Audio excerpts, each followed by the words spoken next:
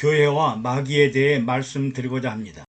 구약 창세기의 사탄인 마귀가 처음 등장하지만 예수 그리스도의 시대에는 갑자기 마귀가 아주 많이 등장합니다. 태초의 마귀는 에덴 동산에서 축복받고 살고 있던 아담과 하와를 속여 선악을 알게 하는 나무의 실과를 먹게 하므로 모든 인류를 죄악에 빠뜨리고 하나님 나라를 가로챘습니다.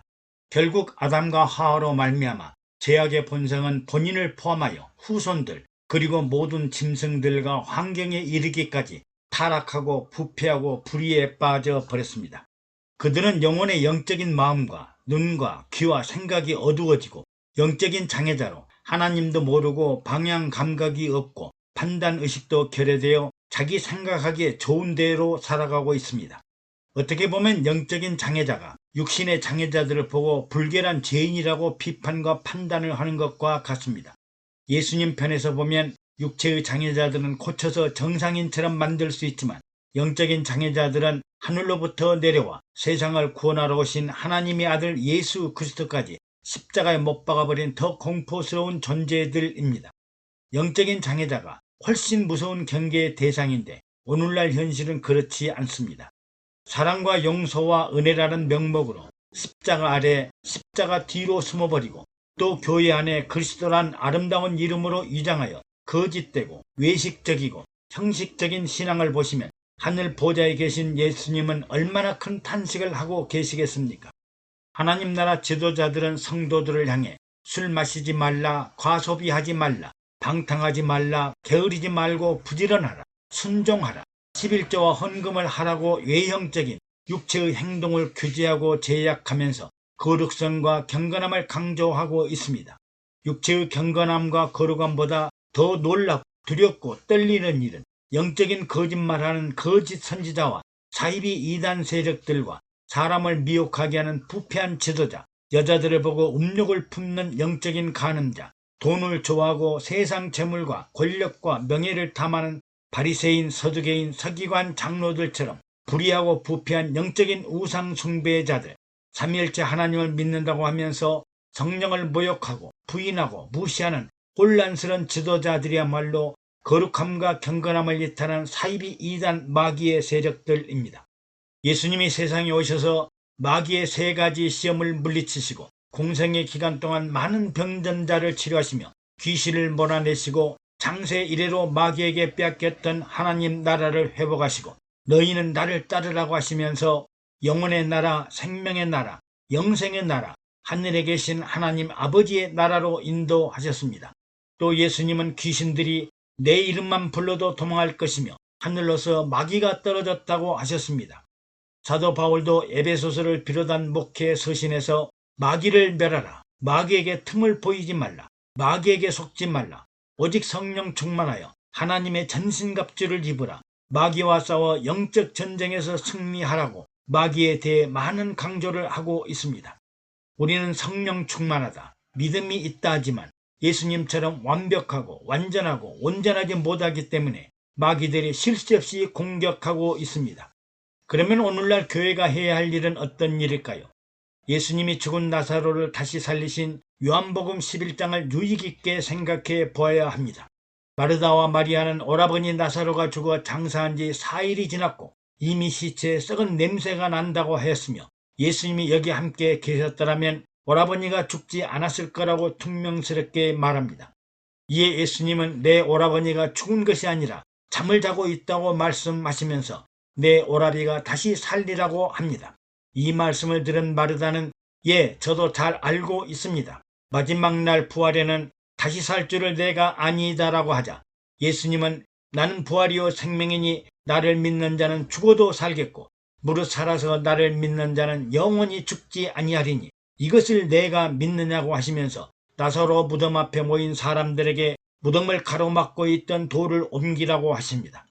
그리고 죽은 나사로를 향해 나사로야 나오라 하시자 죽은 나사로가 머리에는 수건을 두르고 수족은 배로 동인 채로 살아나오는 것을 보시고 풀어놓아 다니게 하라고 하셨습니다.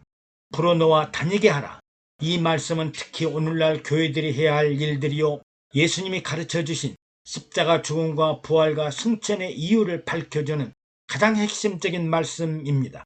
풀어놓아 다니게 해야 합니다. 오늘날 교회들은 풀어놓아 다니게 하도록 성도들에게 육체의 자유와 해방을 주어야 합니다. 그리스도께서 우리로 자유케 하려고 자유를 주셨으니 그러므로 굳세게 서서 다시는 종의 멍에를 매지 말라고 하십니다. 지난날 유대인들은 율법 행위의 제약과 구속 속에서 해야 할 일과 해서는 안 될 일을 지켜야 했으며 이를 지키지 못하면 율법의 심판과 저주대로 마귀의 사망 권세가 다스리는 사망과 죽음의 세계에 빠질 수밖에 없습니다. 그러나 세상을 구하러 오신 예수님은 내가 율법을 폐하러 하는 것이 아니라 율법을 완성하러 오셨다고 하였으며 율법의 저주를 십자가에서 다 감당하였으니 나를 믿는 자는 죽어도 살겠고 영원히 죽지 아니하리라고 영생을 약속하셨습니다. 그러므로 풀어놓아 다니게 하여 자유와 해방과 생명을 주고 사람만이 가지고 있는 육체를 하나님의 영광을 위해 살라고 하셨습니다. 그래서 사도 바울은 예수 그리스도의 안과 박, 교회의 안과 박, 하나님 나라 안과 박에 대해 강조를 하면서 그리스도 안에서 자유와 해방을 누리라고 하였습니다. 그러면 우리들의 실체는 무엇일까요? 나는 누구이며 어디서 왔으며 어떻게 살고 있는가요?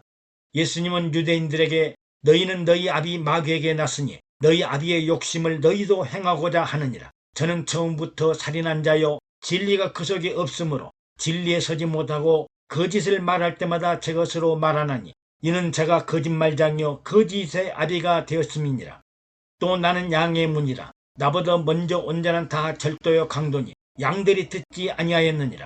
내가 문이니 누구든지 나로 말미암아 들어가며 구원을 얻고 또는 들어가며 나오며 꼴을 얻으리라. 도적이 오는 것은 도적질하고 죽이고 멸망시키려는 것뿐이요 내가 온 것은 양으로 생명을 얻게 하고 더 풍성히 얻게 하려는 것이라. 나는 선한 목자라고 말씀하셨습니다. 여러분, 나는 누구인가요? 당시 유대인들은 거룩하고 경건하고 의롭다고 생각했습니다. 그런데 예수님은 그들을 향해 너희는 아비 마귀로부터 태어났으며 아비의 욕심대로 행동할 뿐 아니라 살인한 자의 자녀들이며 세상 욕심에 눈이 어두워 진리가 없는 캄캄한 사람들이며 거짓말을 밥 먹듯이 하는 거짓말장이요 거짓의 아비들이라고 맹렬히 공격하였습니다. 만약 여러분들에게 강도여 절도라고 말하면 어떤 감정이 들고 어떤 기분이 들겠습니까? 정말 미치고 미쳐버릴 정도일 것입니다. 그런데 사실 내 자신을 곰곰이 생각해보면 내가 바로 마귀의 아비에게서 태어났으며 거짓말장이요 속이는 자요 살인하는 자요 진리를 거스려 악한 일을 하고 거짓의 사람이라는 것을 예수님은 유대인들을 통하여 간접적으로 우리들에게 전하셨습니다. 유대인만 나쁘다고 할 것이 아니라 오늘날 내가 바로 이런 사람이라는 것을 잊지 말아야 합니다. 또 더 나아가 내가 양들의 문인데 나보다 먼저 온 자들은 모두 다 강도요 절도이니 오직 나의 문으로 들고 나오는 자가 구원을 얻으며 생명을 얻되 풍성하게 얻으나 싹군 목자는 도적질하고 죽이고 멸망시키는 일을 한다고 했을 때 유대인들은 본인뿐만 아니라 조상들까지 욕할 때 유대인들은 이를 갈며 온몸이 푸르르 떨리고 분노가 극도로 치밀어 죽여버리고 싶었을 것입니다. 오늘날 교회가 성도들의 육체의 자유를 보장하고 해방을 얻게 함으로 많은 오해와 왜곡과 변질된 생활을 하게 되고 마귀들의 활동도 역시 강하게 활동하고 있습니다. 율법에 강압적으로 얽매이는 것도 죄와 사망의 종이 되게 하지만 사랑과 용서를 남용하여 너무 방대한 자유와 해방을 보장하는 일도 은혜를 욕되게 합니다. 여기에 마귀가 슬며시 개입하여 성도들의 마음과 생각과 뜻을 조종하여 육신의 정욕과 안목의 정욕과 이생의 자랑을 따라 세상적인 마귀의 앞잡이 노릇을 하게 합니다. 그러므로 예수 안에서 교회 안에서 성령 안에서 항상 깨어 기도하고 근신하지 않으면 마귀에게 속기 아주 쉬울 뿐 아니라 자신이 속고 있는지도 모릅니다. 사도 바울은 교회 안에서 자유와 해방과 사랑과 용서를 얻고 육체로 살아가는 우리에게 강한 경각심을 불러주시고 마귀를 대적하기 위하여 하나님의 전신갑주를 입으라고 하였습니다. 정말로 너희가 주 안에서와 그의 힘의 능력으로 강건하여지며 마귀의 계계를 능히 대적하기 위하여 하나님의 전신갑주를 입으라. 우리의 씨름은 혈과 육에 대한 것이 아니요 정사와 권세와 이 어둠의 세상 주관자들과 하늘에 있는 악의 영들에 대함이라. 그러므로 하나님의 전신갑주를 취하라. 이는 악한 날에 너희가 능히 대적하고 모든 일을 행한 후에 서기 위함이라. 그런즉 서서 진리로 너희 허리띠를 띠고 의의 흉배를 붙이고 평안의 복음에 예비한 것으로 신을 신고 모든 것 위에 믿음의 방패를 가지고 이로써 능히 악한 자의 모든 화전을 소멸하고 구원의 투구와 성령의 금 곧 하나님의 말씀을 가지라고 말씀하십니다. 성도는 무장한 군인처럼 하나님의 군사로 전신갑주를 입고 살아야 합니다. 진리의 빛으로 무장하고 하나님 나라와 의로 무장하고 항상 복음의 편안함 가운데 살며 믿음의 방패와 구원의 투구를 쓰고 하나님의 말씀을 성령의 검으로 명확하게 분별하라고 하십니다. 이에 관한 설교는 교회마다 담임 목사님들로부터 수없이 듣고 은혜를 받았을 것입니다. 그래서 저는 설교를 하는 것이 아니라 교회 생활하는 성도들, 성령과 동행한다고 믿는 하나님의 지도자들에게 왜 마귀가 극성스럽게 우리를 괴롭히는 이유를 설명하고 있는 것입니다. 그러면 마귀를 추종하다 보면 종말에는 어떻게 될까요?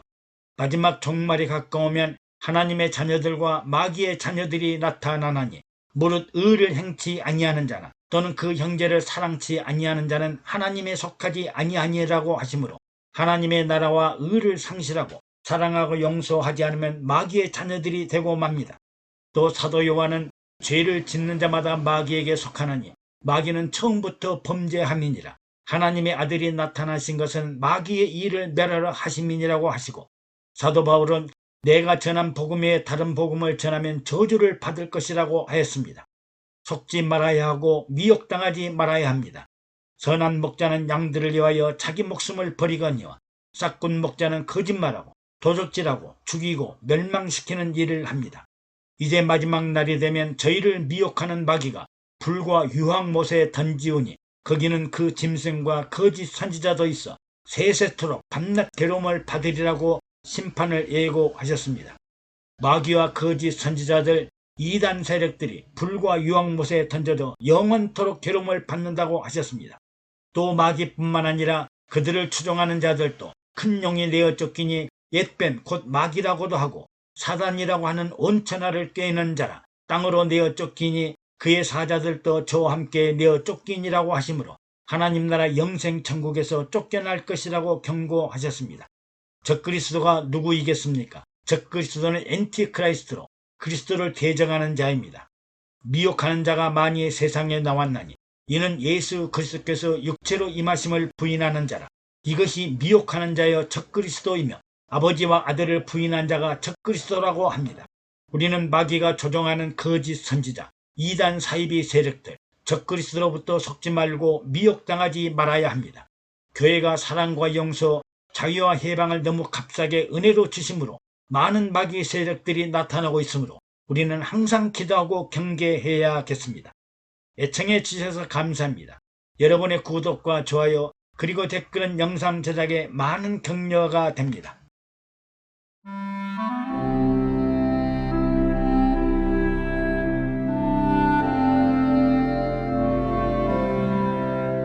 오늘은 교회와 말과 생각의 변화에 대해 말씀드리고자 합니다. 교회에 출석하면 가장 듣기 좋은 말씀은 마음이 변해야 생각이 변하고 생각이 변해야 말이 변하고 말이 변해야 행동이 변화된다고 합니다. 그리고 결론으로 성령 충만하여 성령과 동행하고 성령을 따라 살고 성령이 하시고자 하시는 일을 하면 하나님을 기쁘시게 하고 하나님의 영광에 이르게 된다는 말씀을 들으면 마치 새 사람이 된 것 같습니다. 하나님의 말씀은 살았고 운동력이 있어 좌우의 날선 어떤 검보다 예리하여 혼과 영과 및 관절과 골수를 찔러 쪼개기까지 하며 또 마음의 생각과 뜻을 감찰하신다고 하였습니다.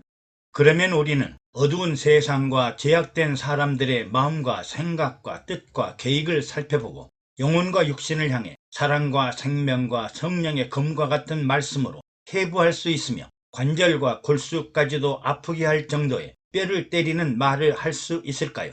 성령의 감동과 변화가 없다면 혼자 말을 하다가 돌아오게 됩니다. 우리는 무슨 말을 시작해야 하는 대화의 서두가 아주 중요한데 불교에서는 이를 화두라고 합니다. 저를 비롯하여 많은 분들이 급한 마음에 결론을 먼저 말하거나 나홀로 독백처럼 말을 하다 보면 동감을 얻지 못해 다음 말을 이어가지 못합니다. 예를 들어 믿는 자 천국, 불신자 지옥, 예수 믿어야 축복을 받습니다. 교회 나가야 구원받습니다라는 말은 결론부터 말을 하고 단정적인 말을 해버리게 됩니다. 좀 더 세련되고 공감과 동조를 불러오는 대화의 기법을 연구해야 하고 경청할 줄 아는 겸손과 온유한 마음의 자세를 가져야 합니다.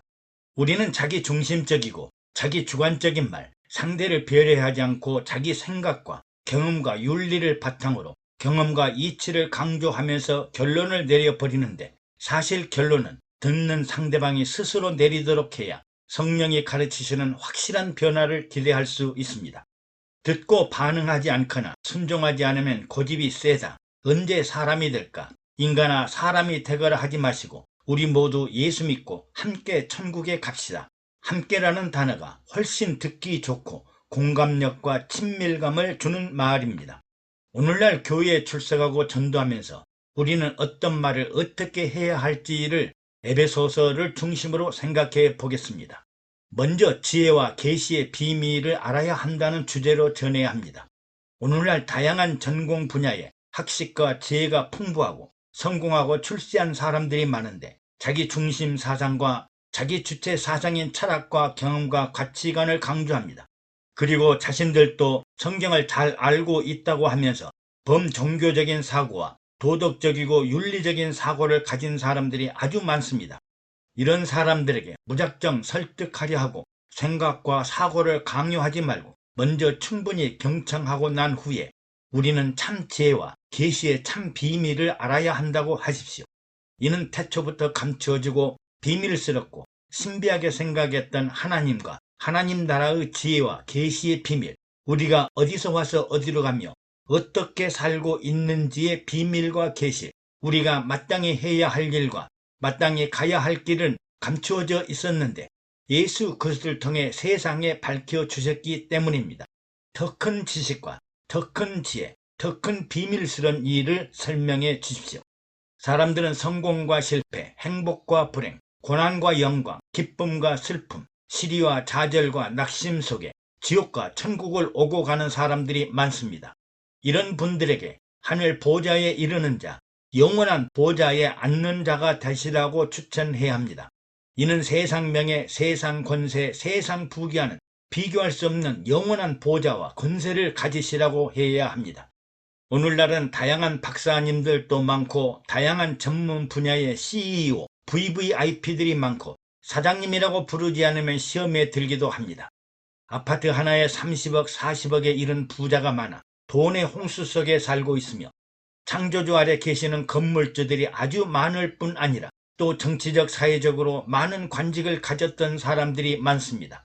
이런 사람들과 자신을 비교하면 서로 다른 세상에 살고 있고 바보 같고 어리석은 자처럼 생각이 들기도 합니다.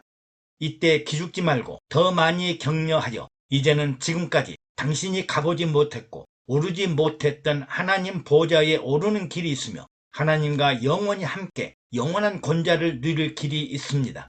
그리고 다시는 슬픔과 눈물과 실패와 좌절이 없는 나라가 있으며 하나님이 준비하신 하늘의 신령한 복을 받으십시오 라고 전해야 친밀감 있고 접근하기 쉽습니다. 또 다시 살아나야 한다고 전해야 합니다. 한 번 실패와 좌절을 겪었다고 또 한 번 죽었다고 끝난 인생이 아니라 또다시 일어나야 하고 또다시 살아나서 영원히 사는 길이 있다고 전해야 합니다.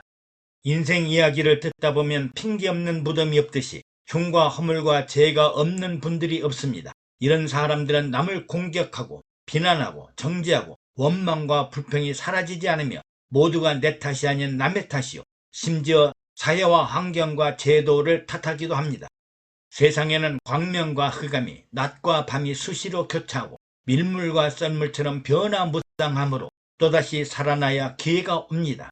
다시 살아납시다. 다시 살아나야 합니다. 흉과 허물과 제약이 없는 영원한 하나님 나라 천국에 살기 위하여 다시 살아나야 합니다. 죄와 흉과 허물로 죽었던 우리를 그리스도께서 다시 살리셨다라고 위로하고 격려하고 희망과 비전을 주어야 영혼과 생명을 살리게 됩니다.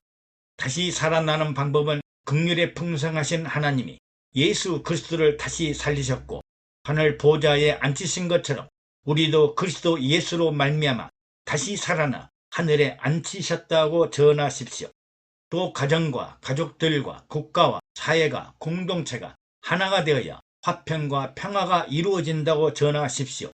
요즘 주변과 담을 쌓고 폐쇄적으로 나홀로 사는 사람들이 많습니다. 자기 주체 사상에 강하여 주관과 이념과 가치관의 프레임 속에 갇혀 독불장군처럼 사는 사람들이 많으며, 욕구를 해결하려 각종 중독에 빠지고 자기 고집과 아집에 사로잡혀 천상천하 유아 독전처럼 나홀로 사는 사람들이 많습니다. 젊은 남녀들만 나홀로 사는 것을 좋아하는 것이 아니라 노인들도 황혼 이혼을 하고 홀로 사는 독고 노인들이 많습니다. 또 정치적인 이념이나 사회적 가치관, 도덕적 윤리관을 따라 그룹을 지어 끼리끼리 당을 만들고 사는 사람들이 많습니다. 여러분들은 그런 이야기를 들을 때 같은 이념이라고 동조하지 말고, 또는 이방인처럼 기피하지 말고, 같은 공동체 안에서 친밀하고 연합하고 동거하고 하나가 되어야 화평하게 살 수 있다고 전해야 합니다. 하나가 되려면 사랑과 용서를 해야 하는데, 이런 일은 너무 어렵고 힘들어 그리스도께서 십자가에 피 흘리고 죽으신 보혈의 은혜로, 즉 그리스도의 십자가의 피로 가까워졌다고 해야 합니다. 피 흘림이 없이는 사랑과 용서로 하나가 될 수 없으므로, 내가 피를 흘리고 죽어야 하나요? 아니면 당신이 피를 흘리고 죽어야 하나요? 아니면 당신과 내가 우리 모두 피를 흘리고 죽어야 하나가 되리요? 하고 사생 결단하는 마음으로 간절하게 접근해야 합니다. 모두가 하나로 통일되어야 한다고 해야 합니다. 전도를 하다 보면 타 종교인들을 만나기도 합니다.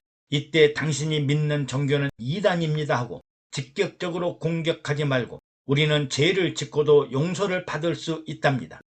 우리 모두 몸이 하나요. 우리와 교통교제하는 성령님도 하나요. 십자가에 죽으시고 부활하시고 승천하시어 보좌 우편에 앉아 계신 그리스도도 한 분이며, 만물의 주인이고 만물 가운데 계시고 만물을 통치하시는 하나님도 한 분이십니다. 하나가 되어야 하고 하나로 통일되어야 하고 하나처럼 공동체 의식을 가지고 살아야 합니다. 하나님도 한 분이지만 세 분이 하나가 되신 삼위일체 하나님이시듯이 당신들도 하나가 되어야 하지 않겠습니까? 사람으로 하나가 되려가면 독재자가 되고, 이념과 가치관과 윤리 도덕으로 하나가 되려가면 도적이요 강도요 절도요 살인하는 자요 거짓말하는 자입니다. 예수님은 나는 양의 문이요 나는 선한 목자라, 나로 말미암아 들어오고 나가는 자가 구원을 얻고 생명을 얻되 풍성하게 얻으리라고 하셨습니다. 그러므로 예수님이 아니고는 구원의 다른 길과 방법이 없으며, 담을 넘어가고 울타리를 넘어가는 자들은 도적들이요 거짓말하는 자요 속이는 자라고 설명해 줘야 합니다. 우리는 옛사람으로 살 것이 아니라 성령 하나님과 함께 하시는 새 사람이 되어야 한다고 해야 합니다.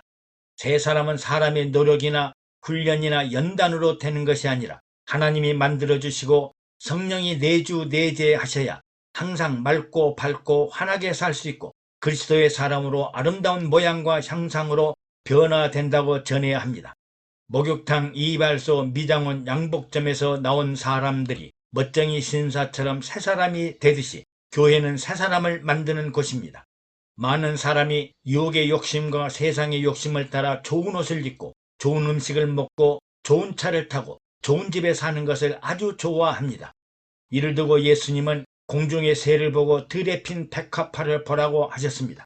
공중 나는 새는 심지도 않고 거두지도 않고 창고에 쌓아두지 않아도 하나님께서 기르시고 먹이시고, 들의 백합화는 수고하고 길쌈도 하지 않아도 이 꽃의 영광은 솔로몬의 모든 영광보다 더 낫다고 하였습니다.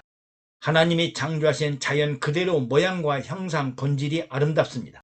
요즘 사람들은 명품을 참 좋아하며 명품 전시관, 명품 백화점에서 명품 바겐세일을 한다고 홍보하면 전날부터 대기하는 사람들도 있다고 합니다. 명품이 사람을 명품으로 만드는 것이 아니라 아름다운 사람이 아름다운 물건을 소유하고 있습니다. 환경이 사람을 지배하기도 하지만 사람이 환경을 다스리고 이겨야 합니다. 왜 금머리를 노랑머리 빨간 머리로 염색을 하나요? 환경의 지배를 받고 환경의 노예가 된 사람들, 명품 옷, 명품 가방, 명품 안경, 명품 화장품을 사려고 눈을 부릅뜨고 직장 생활을 하고 돈 버는 이유가 명품을 사기 위함이라고 합니다. 또 부득불 성형수술을 해야 하는 사람도 있지만 얼굴 전체를 재개발하고 재건축하는 사람들도 있습니다. 블랙이 싫어서 백색으로, 얼굴을 변화시키려 했던 흑인 가수 마이클 잭슨은 수술 후유증으로 죽기도 했습니다. 또 전 세계 여자들은 아름다운 미인이 되고 싶어 성형천국인 대한민국을 찾아옵니다. 가방이나 안경이나 의복이 사람의 신분을 만드는 것이 아니라 사람의 내재적인 마음과 생각과 성품과 흘러나오는 말과 향기나는 미소가 사람의 아름다움과 존귀함을 드러냅니다. 새 마음을 가져야 합니다. 새로운 생각을 가져야 합니다. 새로운 꿈과 비전을 가져야 합니다. 긍정적인 마음을 가져야 합니다. 화목하고 화평한 분위기를 만들어야 합니다. 그리고 새 사람이 되어야 합니다. 어두움이 아니라 빛의 사람이 되어야 합니다. 많은 사람들이 비밀리에 조용히 은밀하게 아무도 모르게 일을 계획하고자 합니다. 이들은 남을 속이는 부끄러운 일이요, 언젠가는 반드시 들통나는 부질없는 일이요, 열매가 없는 일입니다. 비난받기 싫고 책망받기 싫고 드러내기에 너무 부끄러운 일들을 비밀스럽게 하고자 합니다. 너희는 세상의 빛이라. 산 위에 있는 동네가 숨겨지 못할 것이요, 사람이 등불을 켜서 발 아래 두지 않고 등경 위에 두므로 집안 모든 사람들에게 빛이니라고 하여 하나님과 하나님 나라에는 어두운 비밀의 세계는 없으므로 정직해야 합니다. 비밀은 언젠가는 반드시 드러나게 되고 그때는 부끄럽고 창피한 사람이 되고 말 것입니다. 어둠 속에서 하는 일들은 마약을 하고 도박을 하고 술 마시고 간음과 간통과 음란한 일들을 하고 불륜을 맺고 창피하고 말을 할 수 없는 부끄러운 일들입니다. 밝은 빛 가운데 살아야 합니다. 빛의 자녀로 살아야 합니다. 하나님의 자녀로 살아야 합니다. 어둠 속에 살지 말아야 합니다. 맑고 밝고 깨끗하고 정직한 생활을 해야 합니다. 그리스도의 신부처럼 사랑이 많은 사람이 되어야 합니다. 신랑을 맞이하는 신부처럼 아름다운 여인은 없다고 합니다. 사랑이 많은 여인, 이해심과 용서가 많은 여인, 미소가 아름다운 여인, 장미나 백합, 튤립만 아름다운 것이 아니라 겨울에 피는 동백꽃, 또 퉁망스런 할미꽃, 호박꽃도 아름답지 않나요? 에베소서의 결혼에 관한 말씀, 그리스도와 교회에 관한 말씀, 아버지와 자녀들에 관한 말씀, 주인과 종에 관한 말씀들은 감춰진 사랑과 생명과 용서에 관한 숨겨진 비밀을 교회에 비유하고 있습니다. 신랑은 그리스도의 한 분이요, 우리는 남녀노소 빈부 귀천을 불문하고 모두가 그리스도 앞에 서야 하는 아름다운 신부들입니다. 아름다운 신부, 사랑받는 신부, 칭찬받는 신부, 사랑과 생명과 행복을 선물하는 신부가 되어야 합니다. 또 전신갑주를 입어야 한다고 합니다. 직장에 다니는 분들이 직장 정장을 입고 명찰을 달고 업무를 하듯이 하나님의 전신갑주는 하나님 나라 정장입니다. 세상에는 마귀가 많아 항상 미혹하고 유혹하므로 자랑스러운 군인처럼 머리에는 구원의 투구를 쓰고 믿음의 방패를 두고 의의 흉배를 붙이고 맨발로 다니지 말고 평안한 신발을 신고 다니고 하나님의 말씀 곧 성령의 검으로 무장한 사람이 되십시오라고 전해야 합니다. 말에 변화가 있어야 상대방의 영혼과 육신과 관절과 골수에 사무치도록 뼈를 때리는 세련된 말로 사랑과 생명과 성령의 말씀을 전해야겠습니다. 애청해 주셔서 감사합니다. 여러분의 구독과 좋아요 그리고 댓글은 영상 제작에 많은 격려가 됩니다.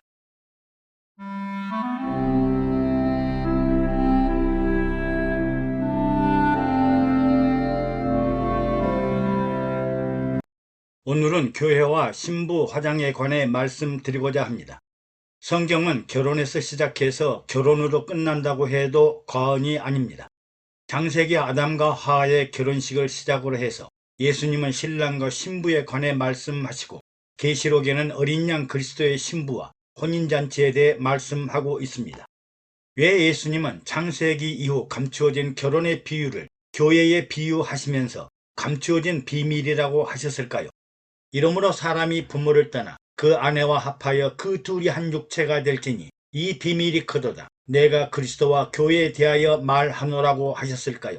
그러므로 우리는 동양인의 사고방식에 의한 결혼과 혼인 제도가 아니라 하나님의 감추어진 비밀과 관련하여 교회를 통한 신부 화장과 그리스도 신랑과 신부의 혼인잔치에 깊은 관심을 가져야 합니다.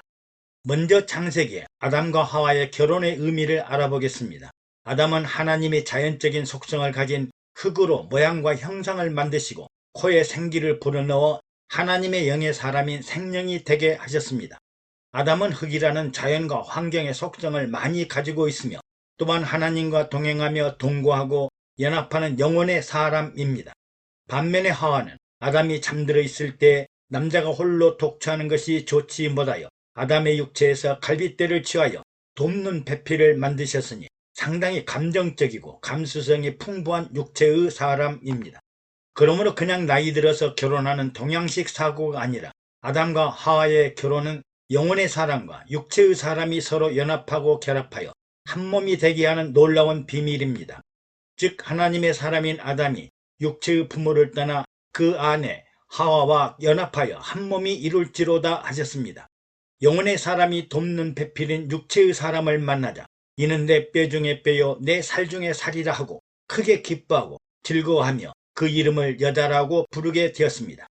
그러므로 영은 홀로 있는 것이 좋지 않으므로 항상 영을 돕는 육체가 필요하고 이 영과 육체의 결합이 바로 하나님의 실행하시는 결혼이라는 신비스러운 방법입니다. 육체가 성령의 도구임을 반증하고 있습니다.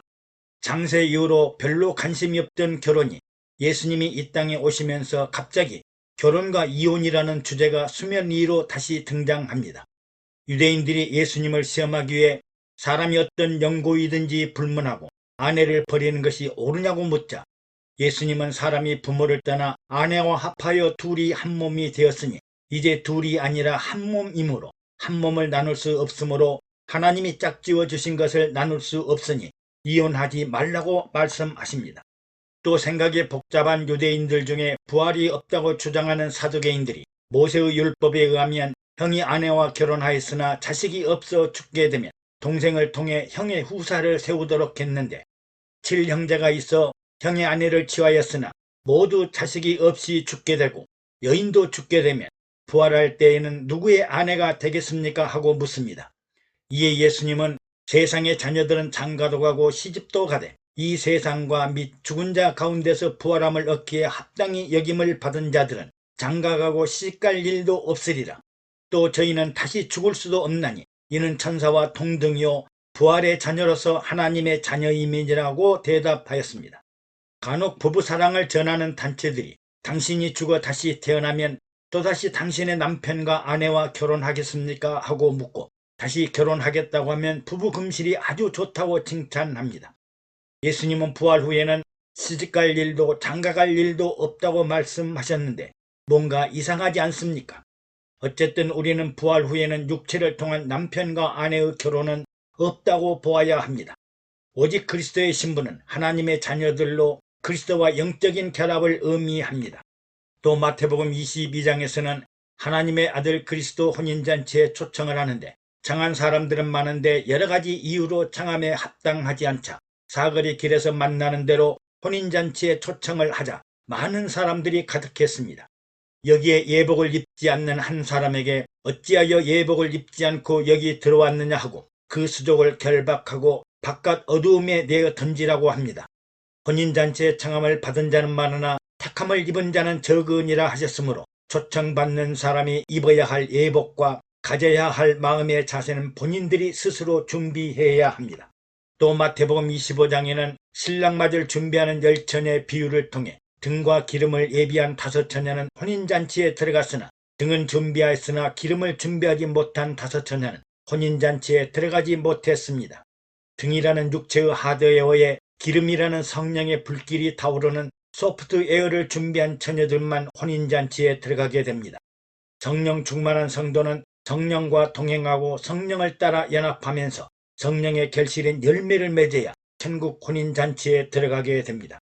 또 요한복음 2장의 가나 혼인잔치에 예수님과 친구들이 초청받았고 어머니는 포도주가 모자란 것을 알고 예수님에게 어떻게 해주실 것을 요청합니다.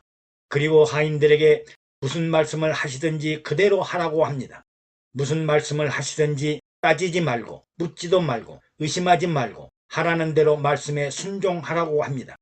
이에 예수님은 옆에 있는 결례에 사용하는 돌 항아리 6을 보시고 항아리에 물을 채우라 하시더니 아구까지 채운 후에 이제는 연회장에 갖다 주라고 말씀하십니다. 연회장이 물로 된 포도주 맛을 보고 놀라서 신랑을 불러 사람마다 먼저 좋은 포도주를 내고 취한 후에는 낮은 것을 내거늘 그대는 지금까지 좋은 포도주를 두었다고 칭찬합니다. 이 말씀의 오묘함을 보면 놀랍습니다. 연회장이 마신 물은 하인들도 알고 예수님의 어머니도 알고 친구들도 알고 모두가 물을 떠다가 주었는데 연회장은 좋은 포도주를 마셨다고 합니다. 연회장이 분위기 파악을 하고 거짓말하는 걸까요? 물 마시고 포도주 맛을 말하는 상황을 어떻게 설명해야 할까요? 부부간에는 거짓말같이 들리는 어린이들 같은 사랑과 행복의 표현을 합니다. 거짓말인지 알고 헛된 말인지 알면서도 기뻐하고 즐거워합니다. 사람들이 결혼할 때는 꿀과 같고 달콤한 신혼생활에 젖어 살지만 6개월 정도 지나고 나면 마치 어항에 갇힌 물고기처럼 사랑도 기쁨도 식어갑니다. 검은 머리가 팥불이 될 때까지 처음 첫사랑의 좋은 포도주에 행복한 맛을 유지하려면 예수님이 무슨 말씀을 하시든지 무슨 일을 시키든지 의심하지 말고 의혹하지 말고 시키는 대로 살아야 함을 알려주신 것입니다. 포도주가 포도주인 것은 사람들의 당연한 생각이지만 물이 포도주가 되는 일은 그리스도를 신랑으로 알고 사는 신부들에게는 사랑과 기쁨과 행복이 소멸되지 않고 영원히 변함없는 혼인 생활을 말합니다. 영원히 변하지 않는 진정한 신랑이 그리스도임을 말씀하십니다. 요한복음 4장에는 진정한 신랑에 대해 말씀하십니다. 예수님이 갈릴리로 가시다가 사마리아 수가라는 동네에 있는 야곱의 우물에 들리셨습니다. 여기서 예수님이 만난 사마리아 여인은 현재의 우리들처럼 현실에 지치고 힘들고 고통스러워 까칠하고 거칠고 까다로운 여인을 만납니다. 여인에게 물을 좀 달라고 말씀하시자 갑자기 당신은 유대인으로서 어찌하여 사마리아 여자에게 물을 달라고 하시나요 하고 반문합니다. 예수님은 내가 만일 하나님의 선물과 또 내게 물을 좀 달라고 하는 이가 누구인지 알았더라면 내가 그에게 구하였을 것이요 그가 너에게 생수를 주었으리라고 말씀하십니다. 즉 내가 물을 달라고 하면 내가 좋은 포도주를 주든지 생수를 주리라고 하십니다. 세상은 상황과 환경이 변하고 새하고 다하고 없어지지만 내가 주는 물은 영원히 목마르지 아니하나니 내가 주는 물은 그 속에서 영생하도록 솟아나는 샘물이 되리라고 하십니다. 참 사람과 참 행복에 목마른 여인, 참 신랑에 목마르고 구세주에 목마른 여인, 사랑과 행복과 기쁨에 목마른 여인이었습니다. 예수님은 내 남편을 불러오라고 하시자 내게는 남편이 없나이다 하고 말하자 내게는 남편 5이 있었으나 지금 믿는 자도 내 남편이 아니니 내 말이 참말이로라고 하십니다. 진정한 신랑, 영원히 사랑하는 신랑, 믿고 의지할 수 있는 구세주를 만난 그 여인은 동네로 내려가 와보라 내가 그리스도를 만났노라 하고 외칩니다. 사마리아 여인은 이제 그리스도 신랑을 만나는 그리스도의 신부가 되어 기쁘고 즐겁고 행복함을 알게 됩니다. 당신의 현재 남편, 현재 자녀들, 가족들, 친지, 이웃들 그 어느 누구도 더 당신을 사랑하고 당신이 믿고 의지할 분은 그리스도 신랑뿐입니다. 이것이 바로 이방인 사마리아 여인이 그리스도의 신부가 되는 최상의 기적입니다. 요한복음 3장에서 세례 요한이 세례를 베풀면서 사람이 하늘로서 주신 바가 아니면 사람이 아무것도 할 수 없느니라고 하면서 나의 말한 바 나는 그리스도가 아니요 그의 앞에 보내심을 받은 자라고 한 것을 증거할 자는 너희니라.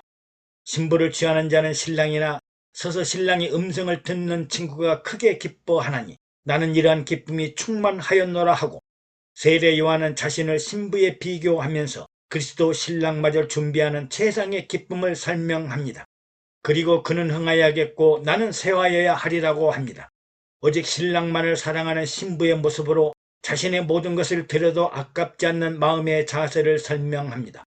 오늘날 이단 사이비 목사들이 자신들이 흥하고 성도들이 망해도 무방하다는 듯이 재산을 강탈하고 육체를 겁탈하고 개인적인 명예 바벨타업을 쌓아가는 것과는 대조적입니다. 여러분은 신랑의 음성을 듣고 기뻐하고 즐거워하고 행복해하는 신부입니까? 내 자신도 흥분하고 기뻐하고 황홀한 순간입니다. 또 요한계시록 19장에는 새 마포를 입은 그리스도의 신부에 대하여 우리가 즐거워하고 크게 기뻐하여 그에게 영광을 돌리세 어린 양의 혼인 기약이 이르렀고 그 아내가 예비하였으니 그에게 허락하사 빛나고 깨끗한 세마포를 입게 하셨은즉 이 세마포는 성도들의 옳은 행실이로다 하더라.